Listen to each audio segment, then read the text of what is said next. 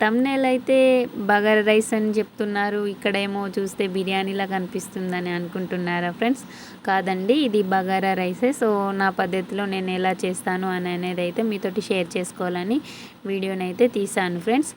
Interest ఉంటే ఈ వీడియోని ఎక్కడ స్కిప్ చేయకుండా చూడండి. నా ఛానల్ని మీరు కొత్తగా చూస్తున్నట్లయితే ప్లీజ్ లైక్ చేయండి, షేర్ చేయండి అండ్ సబ్స్క్రైబ్ చేసుకోండి. పక్కన ఒక గంట సింబల్ కూడా ఉంటుంది, అది కూడా క్లిక్ చేయండి. నేను పెట్టిన వీడియోస్ ఎప్పటికప్పుడు మీకు నోటిఫికేషన్ ద్వారా వస్తాయి. Welcome back to our channel అప్పు టాక్స్ అన్నమాట. సో ఇప్పుడు వీడియోలోకి అయితే వెళ్ళిపోదాం. ముందుగా మనమైతే ఒక కొలతతోటైతే బియ్యాన్ని తీసుకోవాలి. నార్మల్ రైస్ అయినా పర్లేదు, లేదంటే బాస్మతి రైస్ అయినా పర్లేదు, ఏదైనా పర్లేదండి. నేనైతే ఇప్పుడు ఇంట్లోనే చేస్తున్నా. నార్మల్ రైస్ తోటే మనం రోజు తింటాం కదా, ఆ రైసే అన్నమాట. సో ఇవైతే ఒక గ్లాసెడు బియ్యం తీసుకుంటే 1.5 గ్లాసుకి కొంచెం ఎక్కువ, 2 గ్లాసులకు కొంచెం తక్కువ, అంటే ఒక పావు అంత అయితే తక్కువ తీసుకోవాలన్నమాట. ఇంచుమించు 1 గ్లాసుకి 2 గ్లాసులకు కొంచెం తక్కువ వాటర్ అయితే తీసుకోవాలి. అట్లా మీరు ఎన్ని గ్లాసులు తీసుకుంటే అట్లా అన్నమాట. ఒక 2 సార్లునైతే ఆ బియ్యాన్ని మంచిగా కడుక్కొని తర్వాత ఇంకా కొన్ని వాటర్ పోసుకొని అయితే నానబెట్టాలి పక్కన పెట్టేసి. ఇంకొకటి మనం రైస్ వండుకుంటాం కదా, ఆ బౌల్ అయితే తీసుకొని దాంట్లో కొంచెం నెయ్యి మరియు కొంచెం ఆయిల్ అయితే వేసుకోవాలి. అది హీట్ అయిన తర్వాత పచ్చిమిరపకాయలు, సాజీరా అండ్ ఆనియన్స్, బగారా ఆకులు, అనాస పువ్వు అవన్నీ ఉంటాయి కదా, ఇంకా స్టార్ పువ్వు అవన్నీ అయితే వేసుకోవాలి. తర్వాత ఇట్లా క్యారెట్ చిన్నగా కట్ చేసుకొని రౌండ్గానైతే వేసుకోవాలి. మనం సాల్ట్ కూడా వేసుకోవాలి బగారా రైస్లో, అప్పుడే చాలా టేస్టీగా ఉంటుంది. తర్వాత దాన్ని మొత్తం అంతా కలిసేలా కలుపుకోవాలి. ఇలా చెప్పాను కదా, మనం ఎన్ని గ్లాసుల రైస్ తీసుకుంటే అంతకి డబుల్కి కొంచెం తక్కువ, అంటే 1 గ్లాస్ బియ్యానికి 2 గ్లాసులకు కొంచెం తక్కువ వాటర్ వేసుకోవాలి. 1.5 వేసుకుంటే కొంచెం పలుకు మీద ఉన్నట్టుగానే ఉంటుంది. అప్పటికప్పుడు చేసుకున్నా కానీ, ఒకవేళ బియ్యం నానకున్నా కానీ ఈ మెజర్మెంట్తో తీసుకుంటే మాత్రం పర్ఫెక్ట్గా వస్తుందన్నమాట.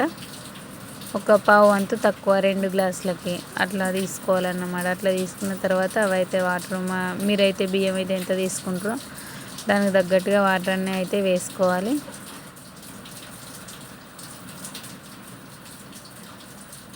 ఒకసారి ఇలా చేసి చూడండి, చాలా బాగుంటుంది. వాటర్ ఇలా వేయండి, మీకే అర్థమవుతుంది. చాలా సాఫ్ట్గా కుక్ అవుతుంది, చాలా టేస్టీగా ఉంటుంది అన్నమాట. రైస్ కూడా నోట్లో వేసుకోగానే కరిగిపోతుంది వెన్నెల రైస్, అంత బాగా కుక్ అవుతుంది అన్నమాట ఈ పద్ధతిలో చేసుకుంటే. సో వాటర్ అయితే ఇలా మంచిగా బాయిల్డ్ అవ్వాలి. మంట హై ఫ్లేమ్లో పెట్టుకున్న తర్వాత ఇలా మరిగితే బగారా మొత్తం అన్నది వాటర్కి అయితే వచ్చేస్తుంది. తర్వాత మనం నానబెట్టుకున్న రైస్ అయితే వాటర్ ఏమీ లేకుండా వాటర్ అయితే వడగట్టుకొని ఓన్లీ బియ్యమే ఇందులో వేసుకోవాలి. ఎందుకంటే మనం వాటర్ ఆల్రెడీ కరెక్ట్ మెజర్మెంట్స్తో తీసుకున్నాం కాబట్టి మళ్ళీ ఆ వాటర్ కూడా పడితే రైస్ మెత్తగా అయ్యే అవకాశాలు ఉంటాయి. అందుకని మనం అవి పడనీయకుండా జాగ్రత్తగా పోసుకోవాలి. తర్వాత మూత పెట్టుకోవాలి. మూత పెట్టుకున్న తర్వాత ఒక 10 to 15 మినిట్స్లోనైతే ఒకసారి మరొకసారి మూత తీసి కలుపుకోవాలి. తర్వాత మీరేమన్నా ఫుడ్ కలర్ అట్లాంటిది ఏమన్నా వేసేది ఉంటే అది ఆప్షనల్ అండి. ఇది హోమ్ మేడ్ ఫుడ్ కలరే. ఇది ఎలా చేశాను అనేది కావాలంటే వీడియో కూడా అప్లోడ్ చేస్తాను, చూడండి. మన బయట కొన్న ఫుడ్ కలర్ కంటే చాలా బాగా ఉంటుంది అండ్ తిన్నా కానీ ఏం కాదు. సో ఇది home made food colour, so కల్తీ ఏం లేదు కాబట్టి ఇది యూజ్ చేసుకోవచ్చు మనం.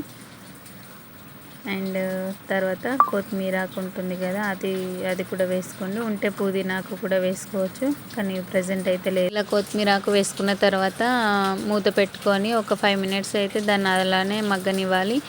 అప్పుడు మొత్తం ఉడికిపోతుంది అన్నమాట రైస్. సో వేడి బగారా రైస్ అయితే రెడీ అవుతుంది. చికెన్లోకైనా ఏ కర్రీలోకైనా సరే చాలా టేస్టీగా ఉంటుంది. మనం నార్మల్గా వాటికి కూడా తినచ్చు, సాల్ట్ వేసాం కాబట్టి. ఈ వీడియో నచ్చినట్లయితే please do like, share and subscribe my channel.